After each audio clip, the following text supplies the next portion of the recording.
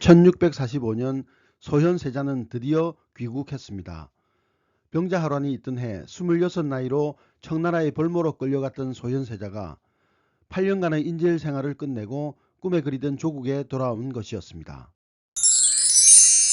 안녕하세요. 역사산책 잡박다식 채널입니다.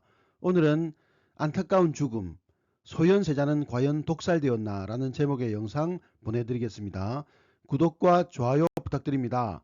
감사합니다. 귀국 짐꾸러미에는 청나라에서 얻은 수많은 과학 문물과 책이 들어 있었습니다. 그는 당시 세계 제1의 선진국이었던 중국에서 배운 과학 문물을 조선에 전파할 생각으로 가득 차 있었습니다. 그러나 소현세자는 귀국 2달 만에 갑작스럽게 죽고 말았습니다. 심상찮은 죽음이었습니다.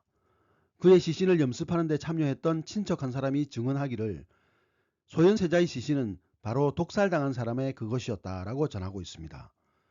온몸이 검은 빛이었고 이목구비의 7구멍에서는 피가 흘러나왔다고 합니다. 공식적인 사인은 학질이었는데 당시 학질은 충분히 치료 가능한 병이었습니다. 한나라의 왕위를 계승할 세자의 죽음이었는데도 아버지 인조는 이런 의심스런 죽음에 대해 조사할 생각도 하지 않았습니다. 담당 의관인 이형익은 처벌을 받아 마땅했음에도 인조는 조사조차 받지 못하게 했습니다. 게다가 장래 역시 대군보다 더 초라하게 지냈습니다. 왕위 계승권도 세자의 장자가 아니라 소현세자의 동생인 복림대군에게 돌아갔습니다. 만약 소현세자의 죽음이 사주에 의한 독살이었다면 인조는 왜 자신의 아들을 독살한 것일까요?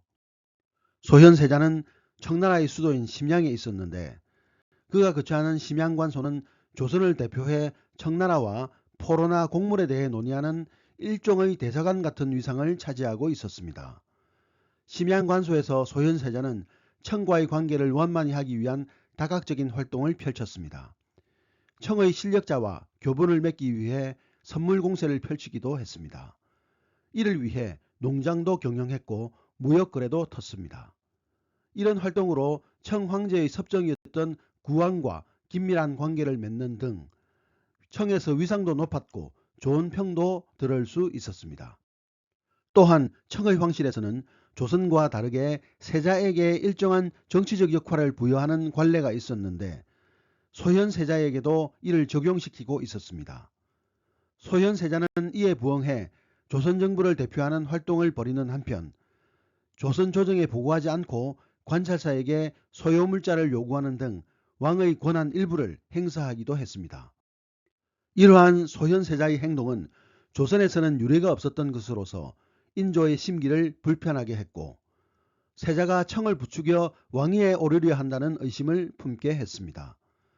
소현세자가 그렇게 급하게 왕위에 오를 욕심을 낼 근거는 없었지만 대국적으로 사태를 보지 못한 인조는 결국 아들을 죽이기에 이르렀습니다. 소현세자는 심양과 북경에 있으면서 당시의 세계 정세를 한눈에 볼 수 있었습니다. 그는 중국의 서양 문물을 전파한 서양인 신부 아담 샬에게서 서양의 과학 문물과 천주교를 직접적으로 받아들였습니다.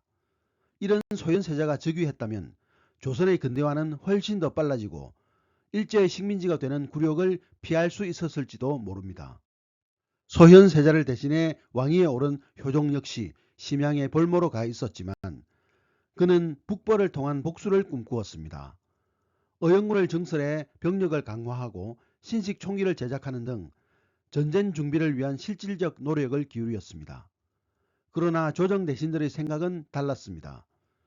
무력 수단을 준비하기 전에 수신을 통해 군왕의 덕을 세우고 백성의 기강을 바로잡아 국력을 배양해야 한다는 성리학적 수신 이론을 내세웠습니다.